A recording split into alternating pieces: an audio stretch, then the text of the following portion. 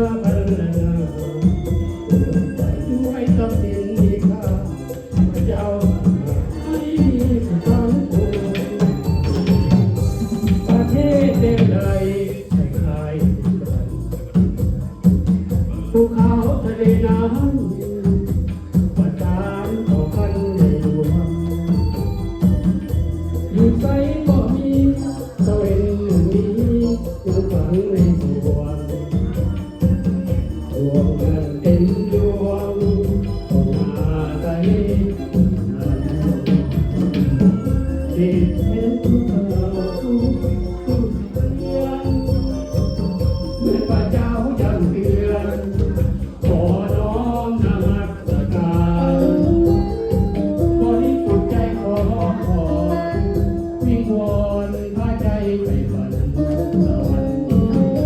พระอาจารย์วิมานของพระเจ้าทำใจให้สาวในเราพี่น้องที่ทอดพระองค์ผู้ทรงให้เราเจ้าอัศจรรย์เจ้าเอ๋ยแบบไทยแล้วหายทุกข์เศร้าขอวอนพระเยซูเจ้าคุ้มครองเอาของพระเจ้าทุกคน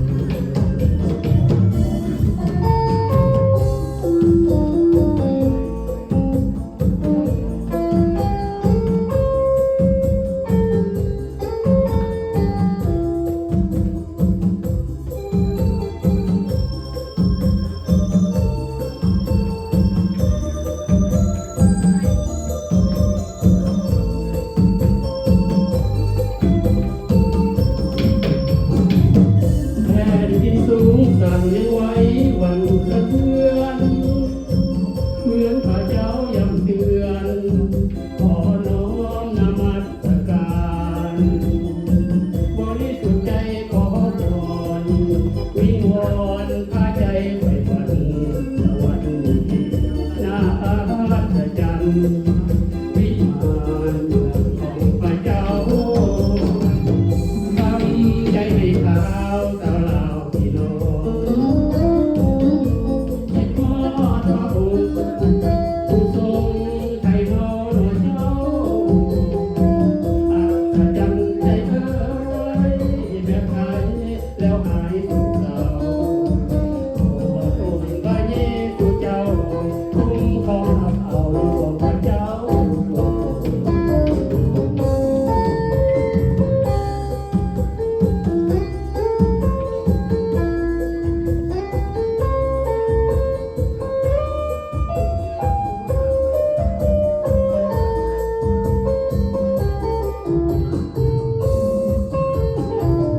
ขอพระเจ้าอวยพรทุกท่านขอสรรเสริญพระเจ้าสรรเสริญพระเจ้า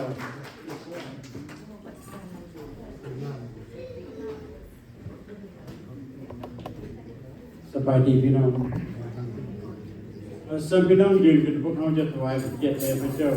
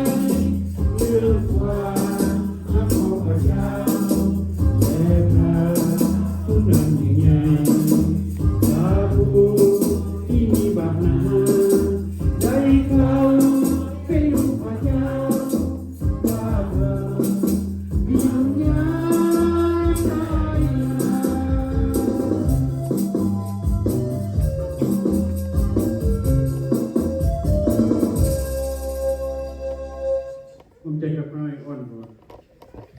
ชาติการแด่พระเจ้าพระบิดาขอบพระคุณพระองค์อย่างล้นเหลือสำหรับพระคุณและความรักที่พระองค์ทรงมีต่อพ่อพระน้อยขอบพระคุณที่ให้พ่อพระน้อยได้เข้าเฝ้านมัสการสรรเสริญพระองค์พระเจ้าพระบิดาวันนี้เป็นมื้อวันศีลบริสุทธิ์ของพระองค์ขอพระองค์ทรงโปรดให้พ่อพระน้อยได้กระทำทุกอย่างตามที่พระองค์ทรงพอพระทัยเราเถิดนำพาพ่อพระน้อยด้วยพระวิญญาณบริสุทธิ์ของพระองค์เถิดให้พ่อพระน้อยได้เป็นน้ำหนึ่งใจเดียวกันได้มีความหักกับพระองค์ได้มีความหักกับพระพระน้อยให้พระพระน้อยได้ประกาศพระนามของพระองค์ตามที่พระองค์ทรง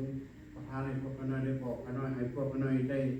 มีความหักกับพี่น้องหลายๆคนที่ว่าบริยินบริหูว่าพระองค์ทรงเป็นเจ้าองค์ยิ่งใหญ่สูงสุดตามพระพระน้อยขอทรงโปรดนำพาพระพระน้อยปกป้องคุ้มครองพระพระน้อยให้ได้กระทำทุกสิ่งทุกอย่างเพื่อถวายพระเกียรติแด่พระนามของพระองค์ด้วยเถิดได้ขอบพระคุณพระองค์สรรเสริญพระองค์ในพระนามพระเยซูคริสต์อาเมน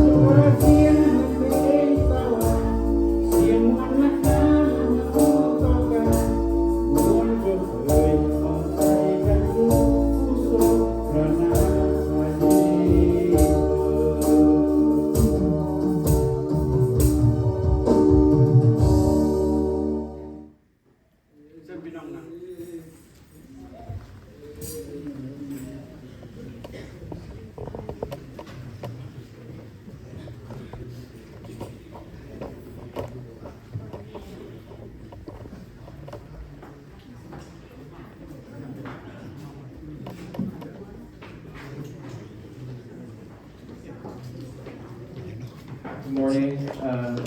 Spidey Gonzalez Church. Today, I just wanted to have a short introduction. I was sitting here today in Sunday school with Dr. Evans, and we were covering Psalm 23, just a reminder that the Lord is always our rod and our staff, that no matter what challenges, what scary things we experience, He's there to persist with us through it, no matter what. So today's song for English worship will talk about that. So feel free to stand if you'd like to, and you're more than welcome to sing with us also.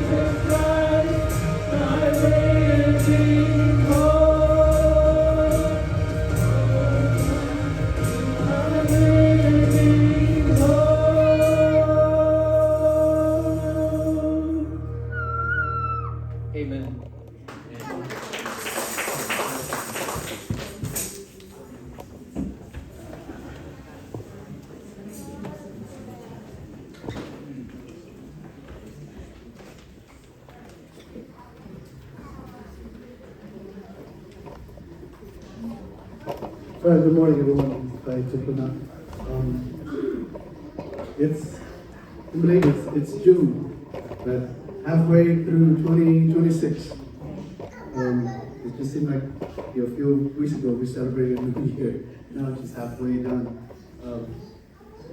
We have quite a bit coming up again, and still a lot left. So I will let those who speak English know what's coming up on the bulletin while I do the translation in Lao. เทศบาลได้รับเรื่องอะไรได้จดทะเบียนเตรียมไปของส่วนรวมอยู่รัฐเทนเนสซีเนาะแล้วทิศต่อไปผู้ใดยังบ่ได้ไปสำหรับอยู่นี่พวกเขาสิมี baby shower สำหรับให้ Ashley เนาะสิได้ผู้ชายเทศบาลนี่พวกเขาสิbaby shower ให้ Ashley กับCharles แล้วผู้ใดมีรายการยังจะเตรียมได้ตอนนี้เราก็2 อาทิตย์แล้วก็จากห้องส่งรูปพอเอาให้อาจารย์ปัญญาสิจะเตรียมรายการให้ขั้นตอนก็ส่งโพสต์เป็นลัดใน Facebook โอเคนามก็เลือกตีไว้ด้วยกันก็มีให้ so just do a little bit of addition in English for Father's Day. The pastor asked for the photo of the father to be sent to Pastor Panya. He'll put something together. If you do not send him a photo, he will steal one from your Facebook. Right? It will be a selection. It may not be the one that you like, but we'll do the best that we can. No, we won't do that, but we encourage you to send that photo. แล้ว10 ที่13คนมีหลายเราก็จะได้ไปกินข้าววิพาแล้วก็ไปนอนวิพาอยู่ที่นั่นของแกนเบลตาแล้วก็เดือนพวกเขาจะได้ฉลองกันลาโคตเราก็ต้องที่5แล้วพวกฉลองกันปี250ของประเทศอเมริกาเนาะแล้วก็เดือน6เพราะว่าพวกเขาที่แรกเดือน6ก็จะได้ฉลองbirthday ผู้เกิดเดือน6 so for those who born in the month of June คนได้เกิดเดือน6เนาะให้คอยยกขึ้นเพราะว่าคนได้เกิดเดือนนี้คนได้เกิดเดือน6 anybody June we got one we have all my dad he will stand up maybe he can hear he be turning 1, I believe. Oh, there you go. Yeah, so we got 3. Is there a cake? Okay, yes. We do have cake. Because I think cake is me from you know. There's a long. We'll do the practice song over there. That's all. We'll do the feature song and then let's get the first song. Thank you, say it.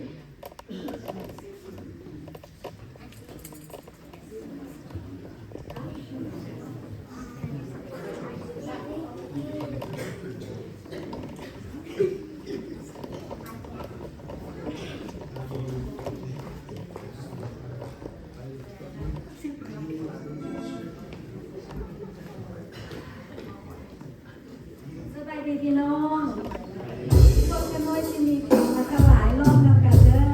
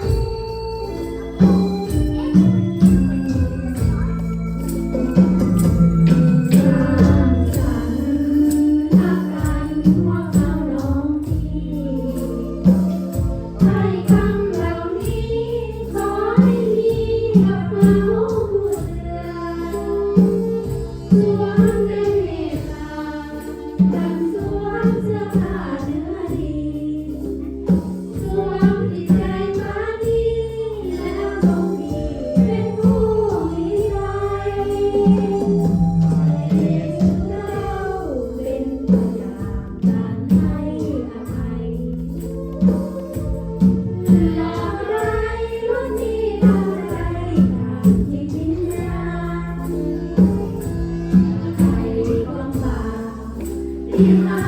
ผิดทางมานานเพื่อมาอภัยให้กันช่วยสร้างสรรค์หัวแบ่งหัวใจ ด้วย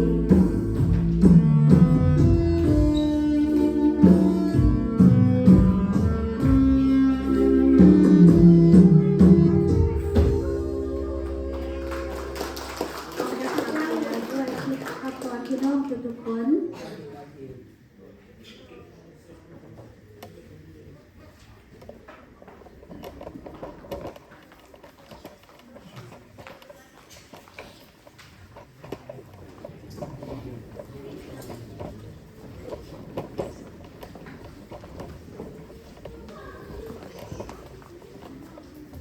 พี่น้องบ่ม่วนบ่อันตบมือให้เขาเจ้าอีกบ้างนึงกันนะตบมือให้ดีนำมีเป็นผู้สอนลำนี้คนโน้นมื้อนี้เขาเจ้าห้องเพลงดีหลายมื้อนี้แหละเขาเจ้ารู้สึกว่าดีกว่าหลายมื้อเด้อมื้อนี้เด้อขอบคุณพระเจ้าดีหลาย So this morning I will talk to you the same subject same scripture from annual meeting ตอนเช้ามื้อนี้จะบอกให้พี่น้องเกี่ยวกับเรื่องพระคัมภีร์ข้อเดียวกันเกี่ยวกับเรื่องของพระสมโภชปีนี้พี่น้องบ่ได้ไปพุ่นพี่น้องก็ฟังอยู่นี่มื้อนี้ฉะนั้นพวกเขาจะเบิ่งนี่เรื่องกันว่าส่วน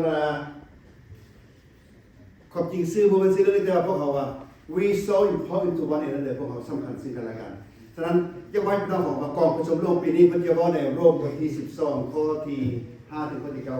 So according to our annual meeting this year we will talk about Romans chapter 12 verse 5 to verse 9 but I will talk to you here first if you cannot go over there but over there we'll talk about this more and more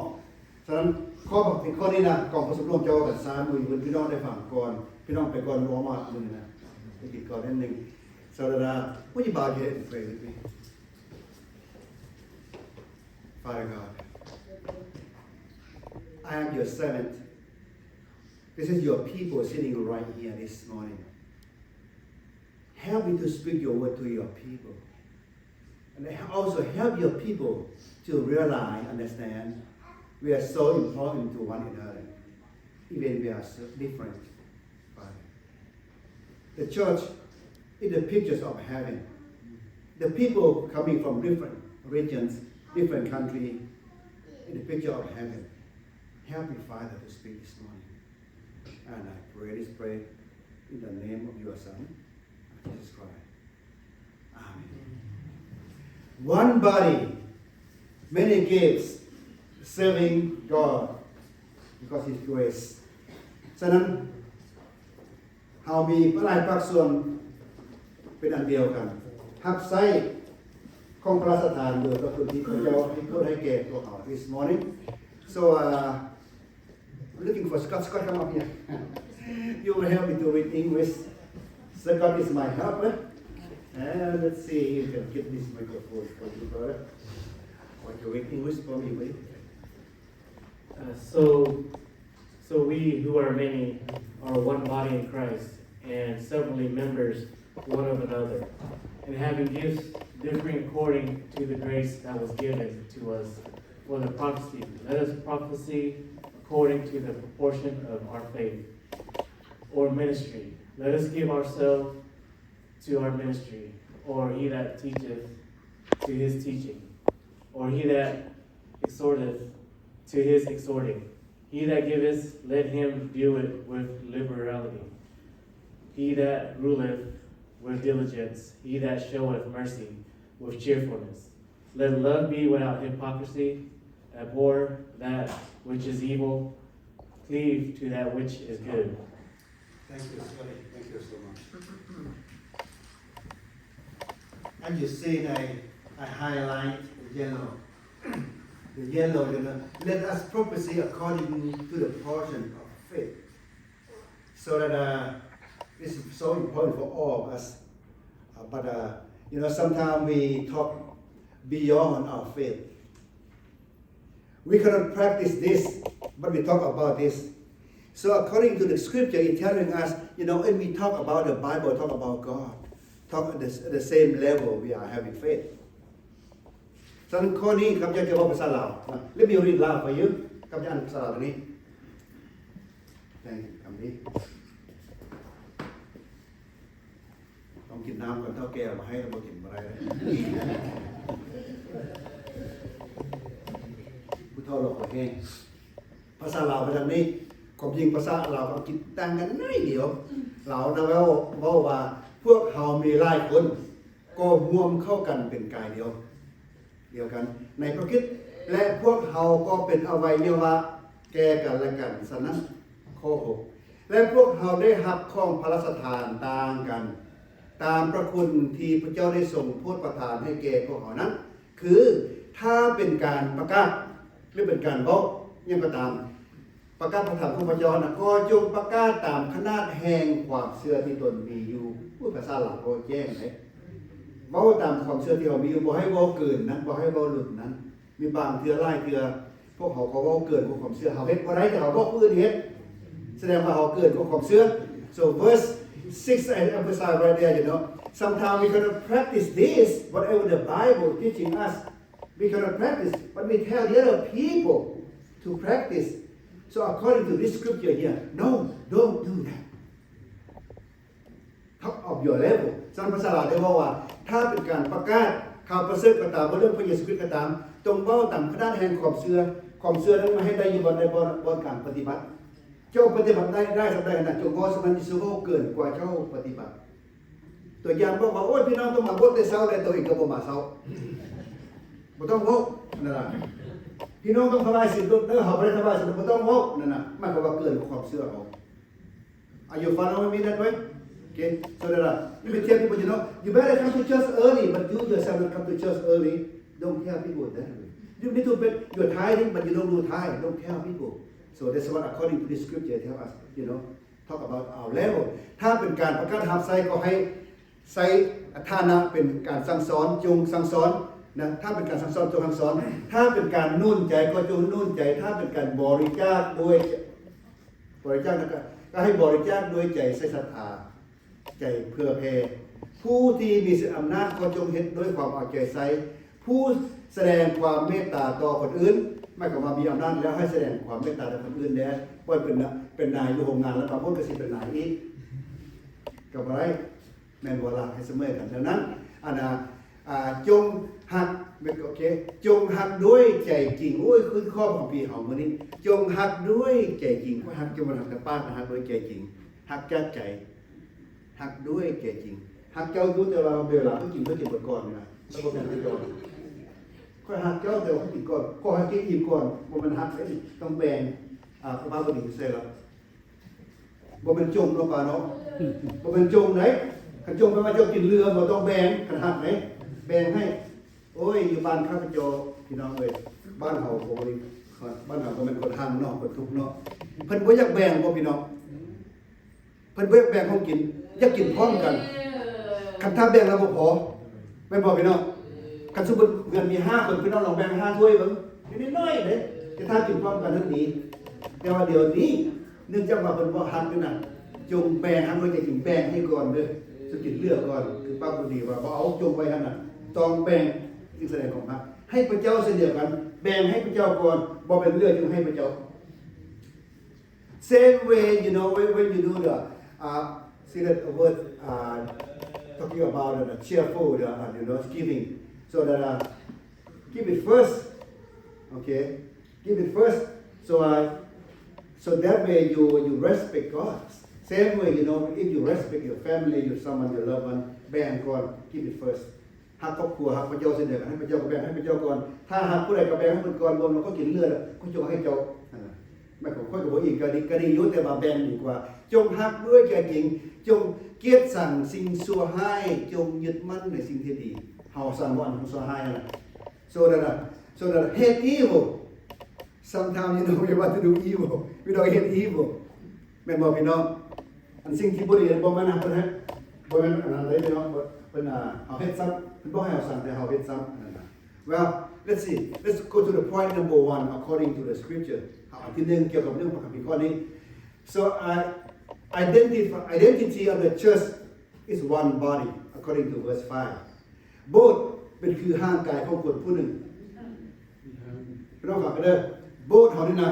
เป็นคือร่างกายของคนผู้หนึ่ง ยังขอว่าจังซั่นเบิ่ง so that we belong to Christ and we belong to one another ร่างกายของเฮาได้ถวายแก่พระเยซูคริสต์แล้วและเฮาทั้งหมดก็มีส่วนเกี่ยวข้องซึ่งกันและกัน but this time I go English first ตอนนี้ขอแปลอังกฤษก่อน so I want you to read these 5 things I have 5 but number 5 will come up after this so now Paul reminds us the church unity is not optional it will show our spiritual identity พี่น้องอยากแบ่ง oh well let me finish English loud come second frame so we may be different body you know but for one purpose church you know we coming from different way with different thinking but for one purpose number 3 individually members of the one another your gift is not for you it is for the body the question is what is your gift have you used your gift you can use your gift at church whatever you do if you are barber if you haircut person hey bring your sister here help people to cut why don't we do this on Labor Day you know if you do something your job you can do this too see Dr. Evan have a lot of work you know his counsel people here and we can do a lot of work here too if you know the computer how to use computer hey, help people in the computer so that's what to build up the body of Christ number 4 when a member does not use the gift the whole body suffer so when you receive a position at church when you receive a gift at church if you don't use you don't work on your position you know the whole body is hurt the other day I maybe just joking with somebody else you know so she has a leg cramp but cannot go to work I said why only one leg the whole body can go no pastor I cannot walk but you know let me finish this first okay สลับก่อนโปโลเตือนว่าการประสานงานกันเป็นความจำเป็นสำหรับโบสถ์เพราะมันเป็นการแสดงถึงจิตวิญญาณของเขา so เมื่อเวลาพวกเขาบอกโบสถ์นั่นนะว่าการเป็นน้ำหนึ่งใจเดียวกันนะบ่แม่นเฮาจะเลือกได้ว่าเป็นหรือบ่เป็นเฮาจำเป็นต้องเป็นเพราะว่าการแสดงขึ้นว่าจิตวิญญาณเฮาผูกพันกันอันที่2ถึงแม้นกายหนึ่งบนกายหนึ่งกายหนึ่งมีหลายภาคส่วนก็ตามในพระคิดแต่กายนั้นมีจุดประสงค์เดียวคือเสริมสร้างประการโบสถ์นี้มีหลายอันต้องไปแต่ทุกอย่างนั้นเพื่อพระนามของพระคริสต์อันที่3ของพระราชทานที่เจ้ามีบ่แม่นของเจ้าแต่ทรงประทานเพื่อเสริมสร้างประกายกับโยมของประธานน่ะพี่น้องมียังของพระราชทานปัจจุบันนี้ถ้าพี่น้องร้องเพลงได้พี่น้องก็มาร้องถ้าพี่น้องตัดผมเป็นก็มาตัดให้ผู้อื่นถ้าพี่น้องต่อยแค้วเป็นคือดร.ดีก็มาต่อยแค้วคนซอยกันเป็นบ่ดร.ดีเนาะ yes it does พวกเขาต้องซอยกันพี่น้อง well but you know the last part is so important อันสุดท้ายจะสำคัญอะไรพี่น้องแต่ถ้าเจ้าบ่ใส่ของประธานเจ้าภาคส่วนอื่นก็ลำบากคือกันข้าพเจ้าได้บอกเมื่อกี้ว่ามีผู้นึงเจ็บขานะแต่บ่ไปการข้าพเจ้าคือบ่ไปการฉะนั้นเจ็บแต่ขาเดียวนึงมันว่าไปบ่ได้เด้อาจารย์เจ็บขาอย่างบ่ได้เอ้าเป็นคือโฮบอดี้ทุกทางกายคือไปบ่ได้คือบ่ขาได้ไปบ้านแล้วก็อื่นก็ไปแต่ไปการ Can you do that you have leg cramp lift your leg one leg at home and go to work that's what number 4 talk about ถ้าผู้นึงบ่เฮ็ดเวียกนั้นพี่น้องคนอื่นก็บ่เฮ็ดเวียกwell according to the doctor you know เขาจะ blood clot in the heart blood clot in the heart น้อยเดียวนึงมันจะไปตายเลือดบ่เดินซื่อตาย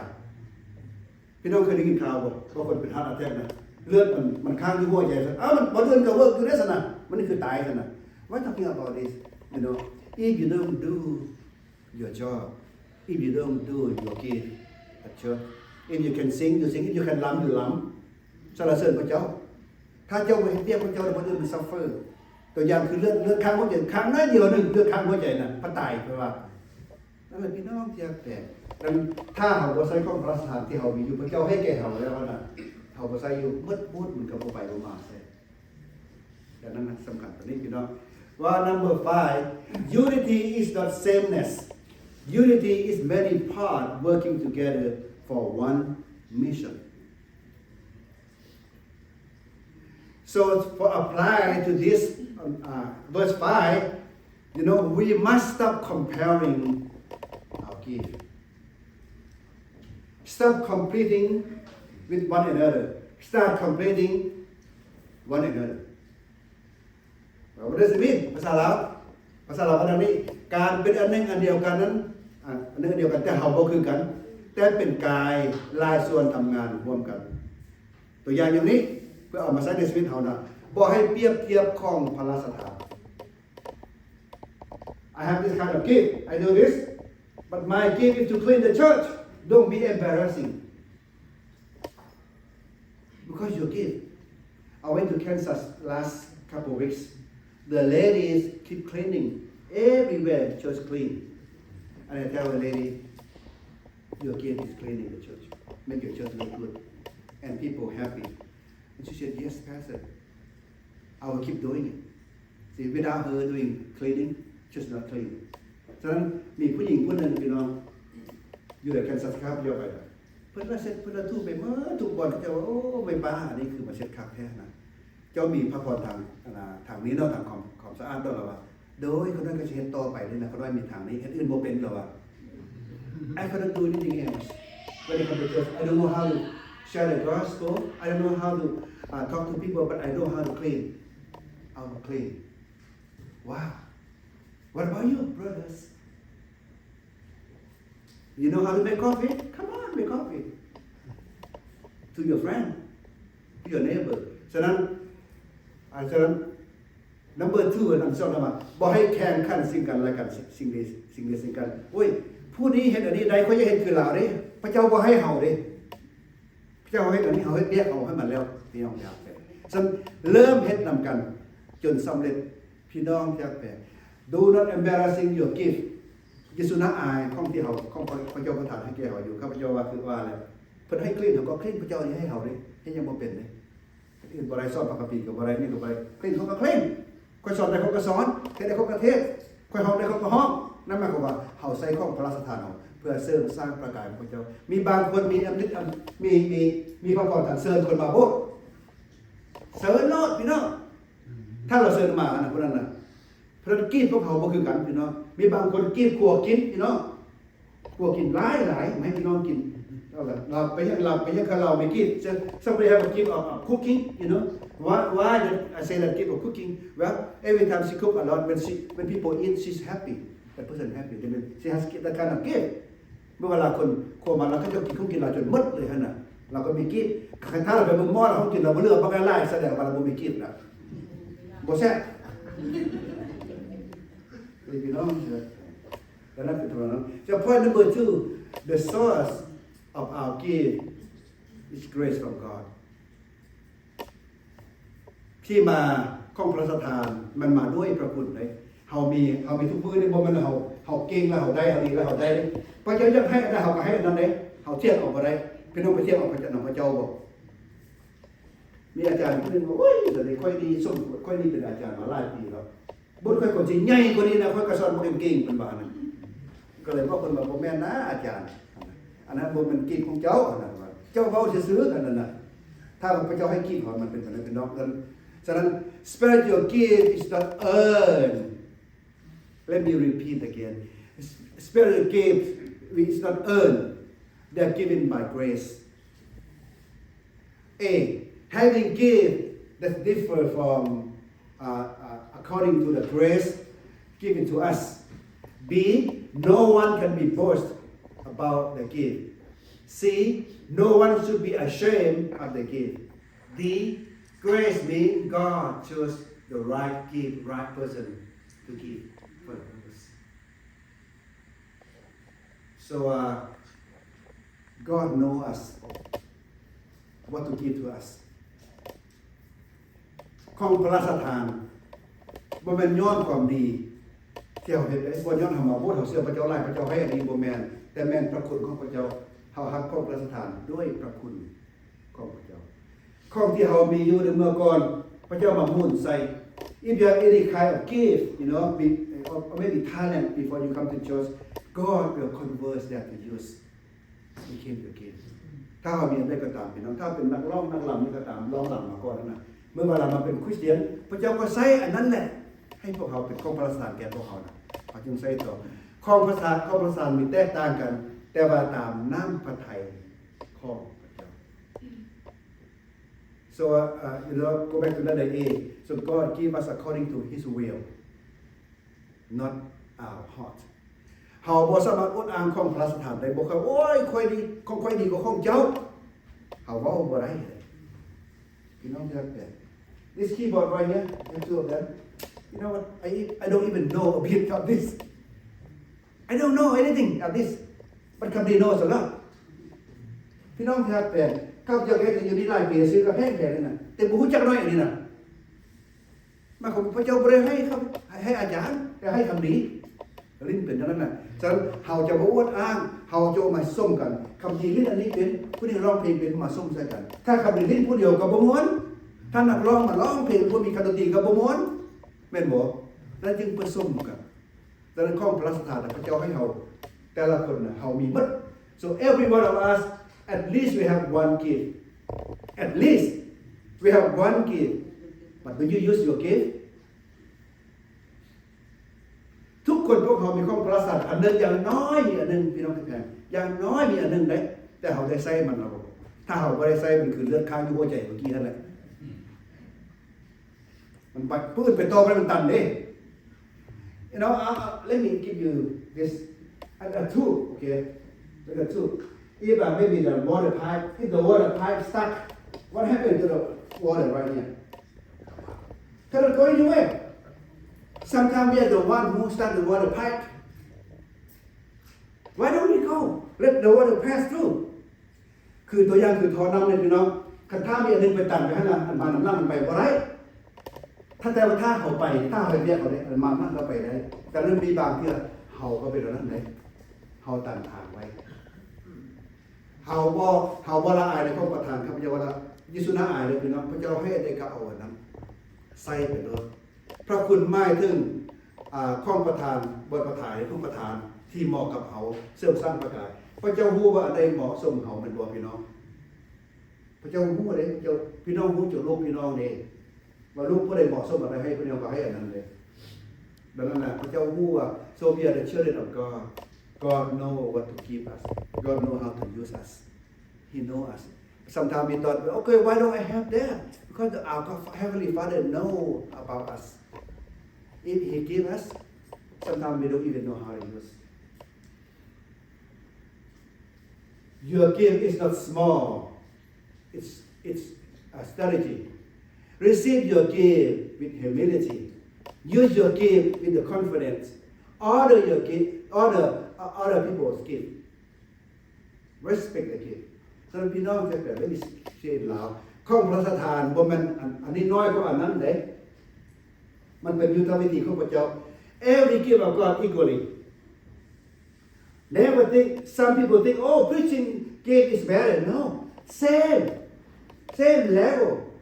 God just give us according to His grace according to what we know พี่น้องจะไปบางทีพวกเขาคิดว่าโอ้ยข้องพระสถานการเทศนานี่คือสู้กันหมู่เนาะบ่แม่นเนาะพี่น้องทุกอย่างเสมอกันหมดผู้คริสต์ก็เสมอกันหมดหักใส่พระเจ้าเดียวกันดังนั้นเฮาจะบ่ดูถูกข้องพระสถานหรือบ่ยกของเฮาขึ้นสูงกว่าผู้อื่นยอมรับข้องพระสถานด้วยใจด้วยความพร้อมใจพระเจ้าให้สิ่งนี้น้อยก็เอาอันนี้คนจะบ่เทียบเอาอันนั้นคือได้บ่รู้ลมหายไปเทียบเอาอันนั้นพอขนาดไม่เฮาก่อนไม่อีกบ่ก่อนอีกบ่จะตายนะเทียบเอาก่อนนั่นน่ะเฮาสิบ่เทียบใส่กันพี่น้องใส่ข้องพระสถานด้วยความมั่นใจ again let me I'm not a singer but let me show you all of you okay the church please don't do this when you come up here don't do this go ahead talk นี่สุดตบเดี๋ยวเราขึ้นมานะเฮามาตบด้วยกระโจมหูเราโอ้ผู้นี้ not confident บ่มั่นใจแล้วแล้ว when you sing you know again brother you sing you know don't look at the music just look at the audience and sing you look at this you're confident how do you the audience say oh no they try to hold the breath for you เขาจะกันเจ็บไปท่าเราจะลองรอดบ่ก็จะมาเบิ่งแต่ผู้นี้อยู่เด้แต่นั้นบ่เบิ่งโลกโอเค So same way use your gift with confidence when you sing or ลำ whatever อยู่บ่ต้องเบิ่งเราเบิ่งอยู่ห้องอยู่พี่ฮ้อนอย่างขึ้นมาบ่ขึ้นแล้ว use your gift with confidence และ B หมายความว่าใส่ข้องพระสถานด้วยความมั่นใจข้าพเจ้าเบิ่งเลยว่าเฮ็ดแล้วบ่ต้องอายแล้วบ่ต้องเฮ็ดแล้วบ่ต้องย่านแล้วบ่ต้องเฮ็ด confidence see what I mean ความแน่ใจของพวกเขาบ่ซั่วคันว่ามื้อนี้คนแน่ใจแล้วเขาจึงเฮ็ดบ่ได้ใจเขาบ่เฮ็ดดีกว่านำถือของพระสถานผู้อื่นอย่าไปอยู่ทุกผู้อื่นพระเจ้าให้ผู้นั้นเป็นเช่นนั้น Point number 3 I still have time today good So God called us to use our gift faithfully according to verse 6 to verse 8 is with specific way to use it ทรงเอิ้นเฮาใส่ของพระสถานอย่างสัตย์ซื่อให้พวกเฮาใส่ของพระสถานเฮาอย่างสัตย์ซื่อจังได๋ของพระสถานแต่ละอย่างนั้นเฉพาะเจาะจงบ่แม่นก้าวไกลซึ่งกันและกันของพระสถานอันนั้นฉะนั้นเฮาว่าเรื่อง prophecy เรื่องผู้ทำนาย use in the process of faith เพราะว่า I think that can we read that okay this is out of order you better right now ฉะนั้น you read English okay เอา read ลาวก็แปลว่าภาษาลาว prophecy เพื่อผู้ทำนายก็ทำนายขึ้นความเชื่อว่าความจริงผู้ทำนายนั่นพี่น้องผู้ทำนาย I don't have that kind of gift I don't have gift of prophecy ข้าพเจ้าบ่สามารถทำนายได้พี่น้อง but I think that I have number 2 here I have a good service อันที่2นะเนี่ยกิจผู้หานะข้าพเจ้าได้หับใช้บ่ serve with strength and joy หับใช้ด้วยความยินดีข้าพเจ้ายินดีได้ข้าพเจ้าได้หับใช้พี่น้องแต่เรียกพระเจ้าบ่ได้จมได้นำข้าพเจ้าไปกินตัวนี้ดังนั้นอันนี้เนี่ยเป็น teaching บางคนนี่นะคิด with clarity มากกว่าเวลาสอนก็สอนให้มันแจ้งให้มันเข้าใจเวลาสอนผู้อื่นนะก่อนอื่นเราต้องเข้าใจซะก่อนถ้าเราบ่เข้าใจเราสอนผู้อื่นบ่ได้สิ่งที่เจ้าจะสอนผู้อื่นที่เจ้าเข้าใจแล้วบ่ถ้าเจ้าบ่เข้าใจจะสอนผู้อื่นแกบ่เข้าใจแต่ตัวเองเจ้าก็จะบ่เข้าใจอันนี้มันเกียรติของเราพี่น้องเราบ่ได้อันต่อไปได้บ่ได้อันน่ะ exhortation หมายความว่าตอนนี้ความเล่าโลมใจเด้ข้าพเจ้าผมรู้สึกว่าอยู่บนเราก็มีคนเล่าโลมใจซึ่งกันและกันมีหลายคนอยู่นี่ถ้าผู้หนึ่งอ่อนกำลังใจเล่าโลมใจซึ่งกันและกันนะให้กำลังใจซึ่งกันและกันนะเยซูซ้ำกันมีบางเจ้าเขาซ้ำกันเลยซ้ำกันแต่ส่วนน้ำหน้าเลยนะโอ้ยส่วนน้ำหน้านี่มันหนักแท้เครียดไปเลยส่วนน้ำหน้านี่พอเราบ่ฟังมันบอกเคยได้ยินบ่เนาะเป็นคำเนาะส่วนน้ำหน้าพอเราบ่ฟังเลยบ่ได้เลยแต่นี่เครียดไปเลยส่วนได้คันได้พี่น้องเลยไม่ของว่าจงเล่าลมซึ่งซึ่งกันและกันไม่ของว่าใช่ไหมโอ้ยมื้อนี้นะlive up the week strength with this courage challenge and comfortable ฉะนั้นหมายความว่าให้กำลังใจซึ่งกันและกันบ่เป็นหยังดอกมื้อนี้บ่ดีมื้อหน้าจะดีโอ้ยมื้อนี้เป็นไข้มื้อก็ดีแล้วบ่ไข้ฮอดมื้อใดดอกพี่น้องให้กำลังใจซึ่งกันและกันดีกว่าว่าโอ้ยน้ำแหละบ่แล้วบ่ฟังมันก็แต่ใช้สักส่วนหน้ามันเครียดหลายเขาจะเป็นฉะนั้นพี่น้องกินพวกเขาฉะนั้น giving อธิษฐานมา giving with generosity and purity not for the recognition พี่น้องพอตอนนี้เข้าใจบอกว่าถ้าเราถวายด้วยความเต็มใจบ่มันถวายเพื่ออวดผู้อื่นให้ผู้อื่นค่อยถวายบักอะไรYou know what? If Kirk or Nathan come up here and read your contribution, some of you say yes, some of you say why? ถ้ามาให้อาจารย์ให้เคิร์กและเนตันมาอ่านกันทำไมพี่น้องอาจารย์รู้เรื่องถ้าให้เคิร์กมาอ่านบอกว่าโอ้ตัวนี้ทำไมตัวนี้ผู้ทำอะไร yes ดีใจทำอะไรได้หน้าตาใหญ่ขึ้นหน้าใหญ่กลางขึ้นมาแต่ผู้ทำอะไรน้อยเลยพระโตมือหนึ่งสองทำอะไรเด็กคนนั้นอายหูก็เนี่ยกันเป็นแตงที่ไม่ต้องรู้แบบเคิร์กbut if you give generosity with purity from your heart ถ้าเป็นการถวายเนาะคือถวายด้วยความเต็มใจเราก็ให้กันนะยักจิตใจก็เขาจะดีกว่า lending หมายความว่ามันนี่lend with intelligence not lazy careless leadership is stewardship ถ้าเป็นผู้นำพี่น้องที่นำห้องเรียนกายาSunday School เป็นบุรุษกายาเป็นสติกายาจงนำ เฮ็ดแท้เฮ็ดว่าอย่าสู่ขี้ข้านบางทีเอาขี้ข้านเด้แม่นบ่พี่น้องขี้ข้านบ่เพิ่นเคยขี้ข้านเด้อเคยบ่พี่น้องผู้เดียวโคตรลำตาอาจารย์บ่ข้านบ่ถ้าเป็นสมอนอาจารย์บ่ข้านเด้แต่ว่าบางทีร่างกายบ่ให้สิสุขภาพของร่างกายฉะนั้นอย่าสู่ขี้ข้านพี่น้องถ้าขี้ข้านหมายความว่าลูกน้องตัวท่าขี้ข้านเฮ็ดจังได๋ไปแม่นบ่ถ้าลูกน้องขี้ข้านไหลออกการจะได้บ่เฮ็ดเวียกเด้ผู้จะเฮ็ดบ่ได้เด้ดังนั้นถ้าเราเป็นผู้นำฝ่ายใดก็อย่านำครอบครัวก็อย่าโบสถ์ก็อย่าเรื่องอย่าสู่เป็นคนขี้ข้านเพียรพร้อมเสมอพี่น้อง God give a mercy บางคนเนี่ยมีgive a mercy show your mercy with cheerfulness compassion without complaining kindness that reflection of Jesus Christ ถ้าเป็นการเมตตาปราณีก็จะสุจมอย่างไรก็บอกว่าเดี๋ยวค่อยจะได้ใครจะเจอกับพวกแล้วจะเถื่อนจมอยู่หันไม่ได้พักผ่อนเด้ไอ้น้องเราไปได้ไอ้น้องหมู่เราได้ไม่ได้คนงานจนจะจมเด้ดังนั้นหมายความว่าถ้าเขาซอยพื้นเขาไม่ซื้อเนาะมีสุจมแล้วก็ต้องซอยแม่นบอกถ้าจมแล้วก็ต้องซอยเพราะว่ามันบ่ได้คนงานบ่ได้พักผ่อน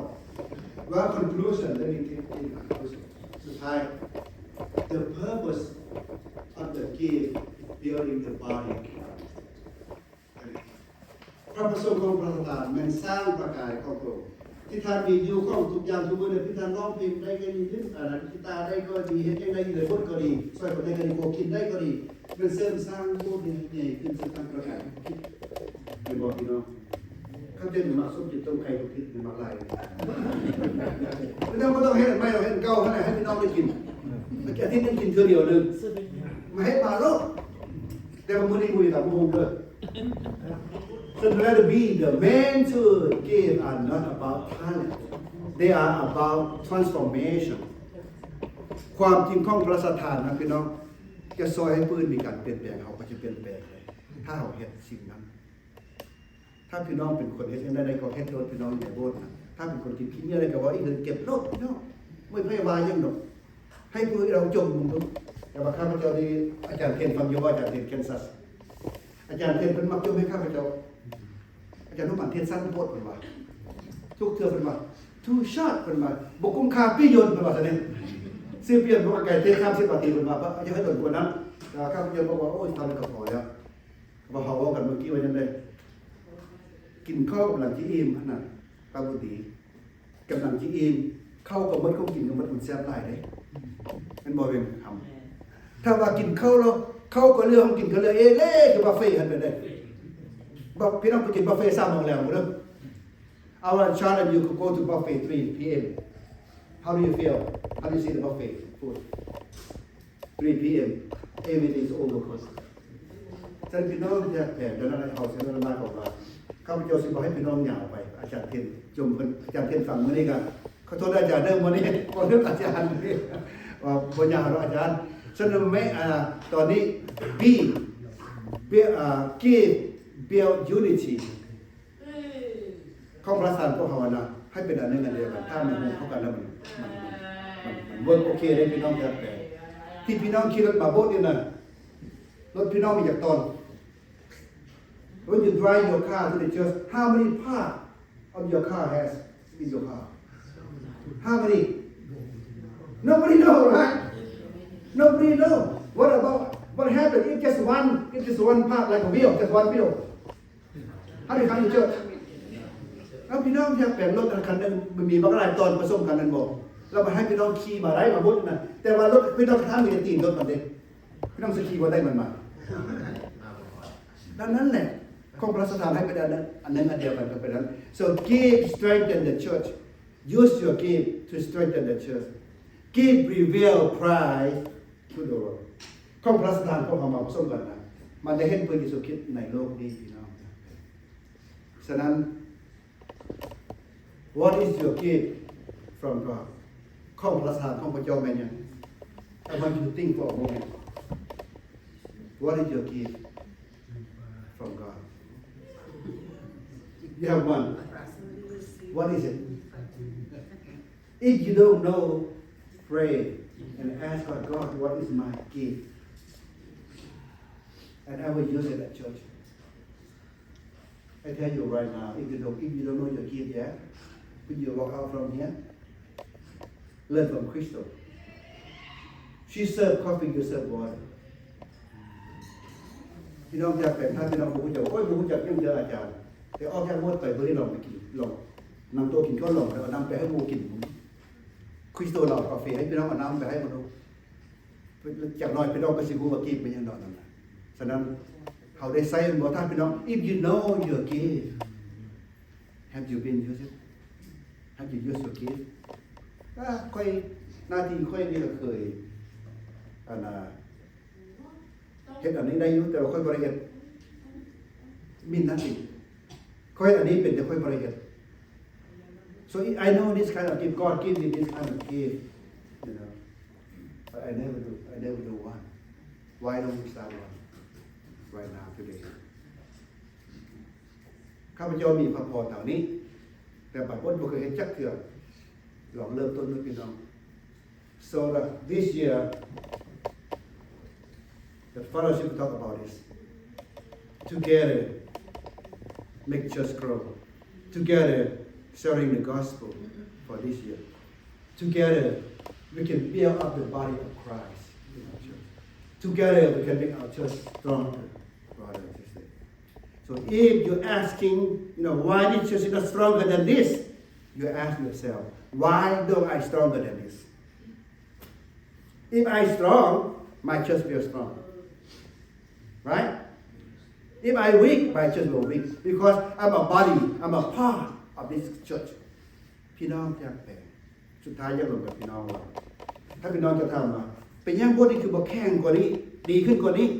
จะต้องถามตัวเองว่าเป็นยังค่อยบ่แข็งขึ้นกว่านี้เป็นยังค่อยบ่ดีขึ้นกว่านี้เพราะท่านเองก็เป็นภาคส่วนของบทนี้ถ้าบทนี้จะแข็งหรืออ่อนมันก็ขึ้นกับทานซะละมีบายอยู่เลยDear Lord Jesus, we are talking about it. We all so important to one another. Without one part of the body working, the whole body is suffering. The Bible is not talking about body. The Bible is talking about just body. Help us to realize that just our gift. If someone else never know the gift, Father God, reveal to that person, let them know and use the gift to glorify you, Father. Thank you for your word. Thank you for your people this morning. And I pray in the name of your Son, Jesus Christ. Amen. God bless you, brothers and sisters.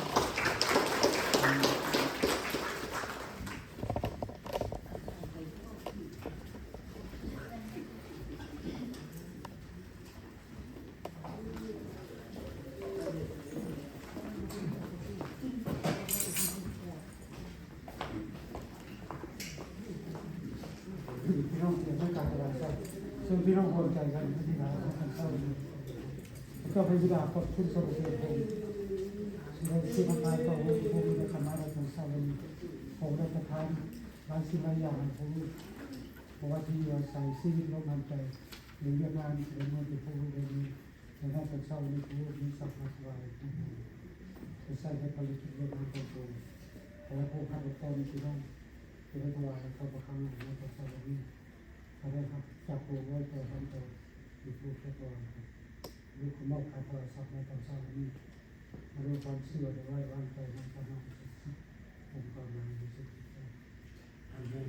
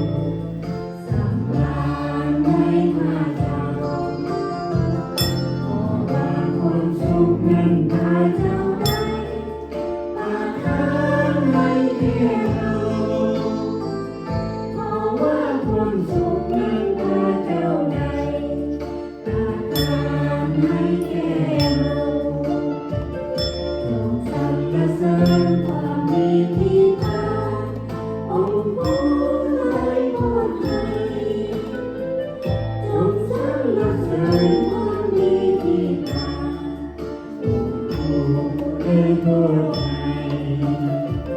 ขอบคุณพระองค์ผู้มีความรักขอบคุณอันยิ่งใหญ่ ขอบคุณพระองค์ผู้มีความรักขอบคุณอันยิ่งใหญ่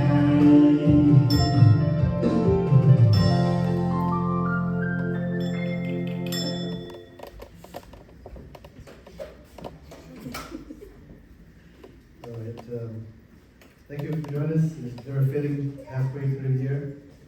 to know what we can do